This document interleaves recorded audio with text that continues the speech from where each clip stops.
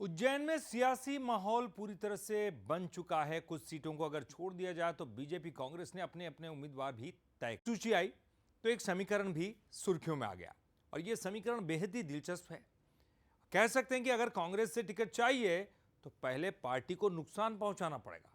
अजीब है, लेकिन आंकड़े कुछ ऐसा ही इशारा करते हैं। कांग्रेस का निर्दलियों से प्रेम, बागियों पर कांग्रेस को भरोसा। बागी हो जाओ, टिकट पाओ। जी हां, उज्जैन जिले में कांग्रेस की तासीर ही कुछ ऐसी है कि जो पहले पार्टी को नुकसान पहुंचाता है, वही आने वाले वक्त में पार्टी का उम्मीदवार होता है। ये बात सुनने में भले ही अजीब लग रही हो, लेकिन सियासी इतिहास कुछ ऐसा ही कहता है। सबसे पहले बात उज्जैन दक्षिण विधानसभा की। उज्जैन दक्षिण 2013 जय सिंह दरबार को उम्मीदवार बनाया।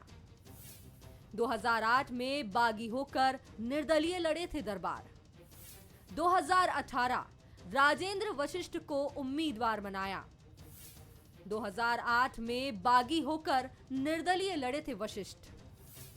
उज्जैन उत्तर कांग्रेस ने माया त्रिवेदी को उम्मीदवार बनाया। 2018 में माया त्रिवेदी ने बागी होकर लड़ा था चुनाव।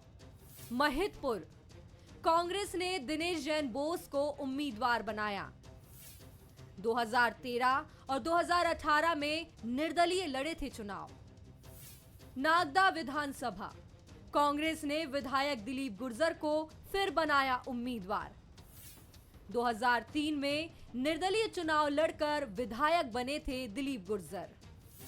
तराना विधानसभा कांग्रेस ने विधायक महेश परमार को फिर से टिकट दिया। परमार 2008 में घटिया से निर्दलीय लड़ चुके हैं चुनाव। आंकड़े इतिहास और वर्तमान की कहानी कह रहे हैं तो भविष्य की सियासी तस्वीर भी उकेर रहे हैं। आंकड़े ये भी बताते हैं कि बागी होकर लड़े उम्मीदवारों ने सिर्फ कांग्रेस को ही नुकसान पहुंचाया और इसी के चलते बीजेपी उज्जैन में लगातार जीतती रही। कांग्रेस के अंदर भीतरघात, गुटबाजी, अपने नेताओं के साथ रहना, पार्टी को ताक में रख देना, इन सब के कारण जो है कांग्रेस पीछे चली गई और व्यक्तिवाद जो है आगे आ गया और इसी से परिणाम प्रभावित होता है। वहीं बीजेपी कांग्रेस के नेता एक दूसरे पर आरोप लगाकर अपनी राजनीतिक जिम्मेदारियां निभा रहे हैं। अब यहाँ गुटबाजी नाम की तो कोई चीज नहीं है। अलग बात है कि निचले स्तर, संगठन के स्तर पर कुछ मतभेद होते हैं, लेकिन वो डैमेज कंट्रोल है, ये वो मैनेजमेंट का एक हिस्सा है। आला कमान उसमें सक्रिय है और उन लोगों को मैनेज कर लेंगे। आप निश्चिंत मान के चलिए कि कांग्रेस का कोई भी असंतुष्ट है या किसी को नाराजगी है, उसे निर्दलीय चुनाव नहीं लड़ने देगी। तो कांग्रेस के पास तो लोग नहीं है भाई लड़ने के लिए। उन बागी दागियों को ढूंढ ढूंढ के कांग्रेस उम्मीदवार बना रही है।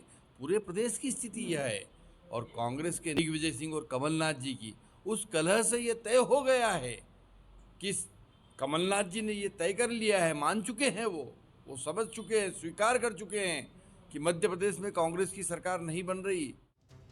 उज्जैन का सियासी इतिहास कांग्रेस की तासीर को बताता है। एक बार फिर चुनावी रण तैयार है। देखना होगा कि अब कौन बागी होकर आने वाले चुनावों में अपनी टिकट पक्की करेगा। संतोष कृष्णानी, बंसल न्यूज, उज्जैन।